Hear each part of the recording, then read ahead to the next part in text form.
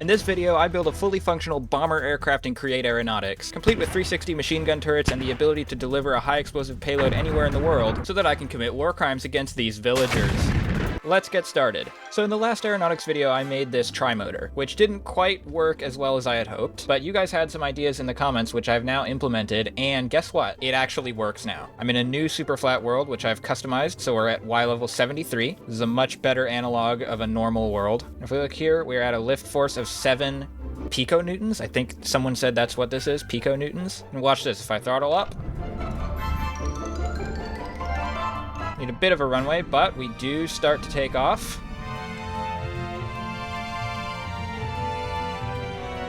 And look at this.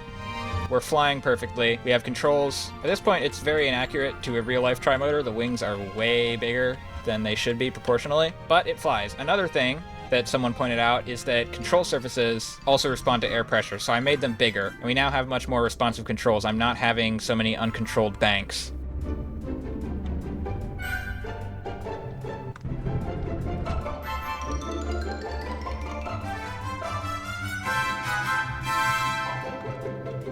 So I'll definitely be updating the one in my survival world to this design so it can actually fly. And I've learned some valuable lessons from this, namely, big control surfaces are good. Now we're going to apply what I've learned to a bomber. Now before we actually build a bomber, there are a few questions I want to answer about bombs. This is a high explosive shell from Create Big Cannons. Now if we get a fuse, which there are several different kinds, if I try a wired fuse. Yes, okay, so that explodes. It explodes when it receives a redstone signal with a wired fuse. Okay, so let's see what happens if I, for example, if I put this shell on a physics entity and give it an impact fuse. What happens if I drop this?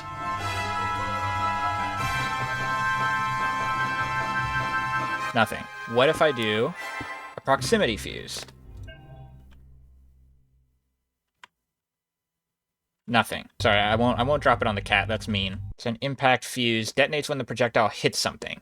So projectile. I'm guessing a physics entity doesn't count as a projectile. So I'm thinking these might not be useful. We might have to use a wired fuse and have a different detection method for the impact. Now there are a few different types of sensors in here. What does this one do? Optical sensors detect blocks which obstruct its laser pointer. When a block is detected, a redstone signal is emitted. I like the sound of this. Let's see what happens if we put an optical sensor on this. Let's turn this distance down to like 2. Now if we drop this, look at that, the lamp turns on. We might be in business here. If I replace the lamp with a shell, if I give the shell a wired fuse, look at that. We just dropped a physics entity bomb. Now the next question I have is, how do multiple physics entities behave interacting with each other? If we imagine that this is our bomb, and this is our plane, is there a way that this gets out without me wanting it to? But this seems to work pretty well. I can move this all over the place, and it's not clipping through or anything. The plane won't even move this dramatically, so... Here's another question. Can this see the blocks on the physics entity? Yes, it can. But that's okay, because we can filter it. So we can filter for it to either look for a specific block, or I think... Yeah, we can do a deny list and put all the blocks that the plane is made out of in here, so that it doesn't detonate in the bomb bay. We now know that bombs work, and we can drop them from physics entities. Let's build an airplane now.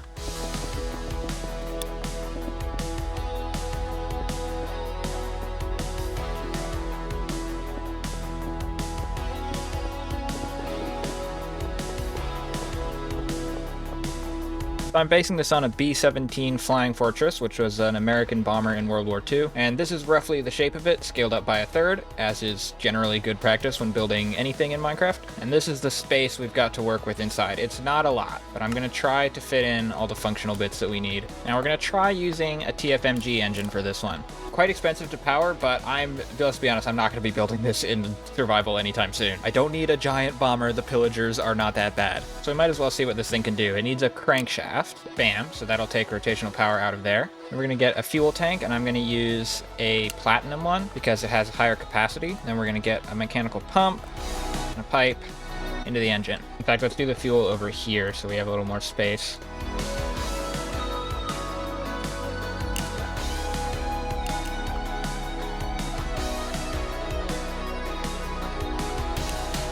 So it's self-supplying with kerosene from this fuel tank, consuming 2 millibuckets per second. So we have, what, a total of 8,000 seconds of fuel we can have in this? So that's power sorted. It's also probably about time we turn this thing into a physics entity. There we go. Now I am gonna freeze this thing for now. And let me set this up with some propellers so it can actually take off.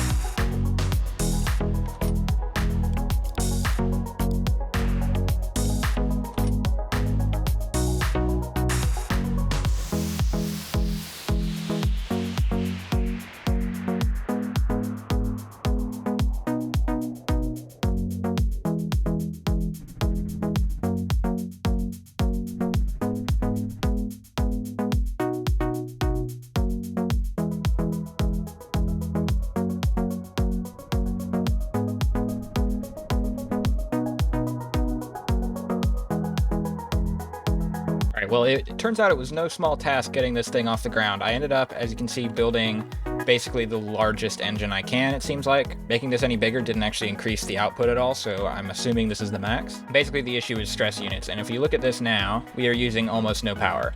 If I then hit the elevators, you can see that's 1%, ailerons is 1%. If I hit both at once, it's 2%. You might think, oh, you can surely afford to spend a lot more than that, but if you look at this, when I throttle all the way up, we are at 94% capacity, so we just barely have enough to be at full throttle and do our elevators and ailerons. And it does seem to need full power to take off. It certainly will when it has all of the decorative blocks on it. We're also going to have retractable landing gear on this plane, which is not something we had on the last one. But to do that, I'm just using torsion springs at 90 degrees with a vertical gearbox. I'm hoping this works. I think, unfortunately, we may need to actually add like a portable engine or something to make this work. I am not going to bother with this gear, mainly because I don't think I literally would be able to fit it in here. And also it's tiny, so who cares?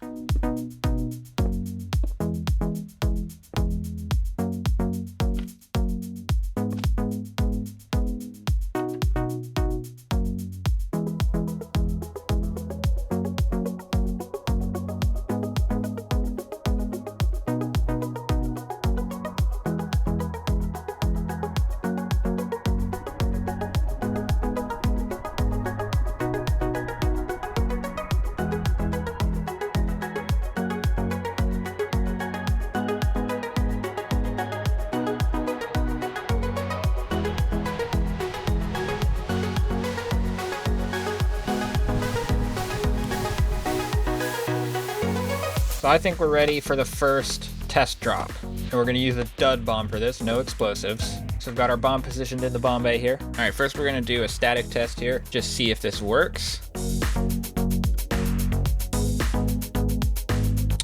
Which it does not. Cool. Okay, I think I see the problem. We just need to make the bomb bay doors a little bit bigger, I think. And bombs away. There it goes, perfect. Now we're gonna try an in-flight test. It does want to pitch down quite severely. I will look into that. Might have to add some weight to the back, but we'll see what it's like when we put all the decorative blocks on. Anyway, let's go gear up. Bombs away. There it goes. Perfect, then that would have blown up if it was rigged.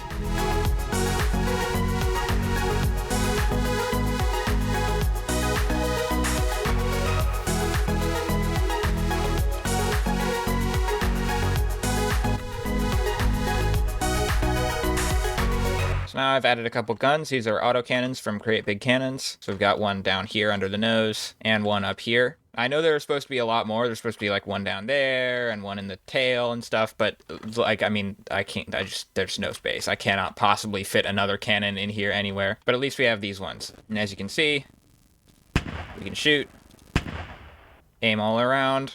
So technically we do have like the ability to cover behind. So now I'm going to finish this. I'm going to put on all the decorative blocks, and then we'll test dropping some real bombs.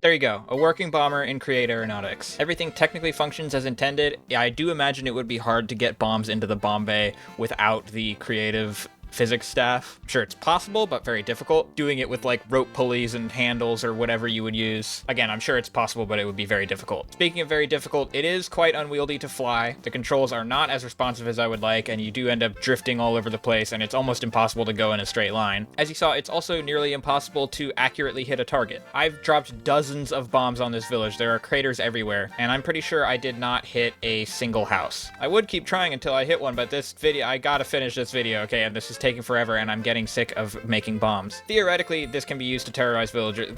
These guys probably are terrorized. Look at this guy. There's really, like, no way to know where the bombs are gonna land. I don't think it's ever gonna be very accurate. So is this practical? No, absolutely not. Is it very cool that we can do it? Yes. And therefore, I'm gonna say this project was a resounding success. Anyway, let me know in the comments what else I should make in Create Aeronautics, and I'll see you in the next video. Also, like and subscribe if you don't want this to happen to your house.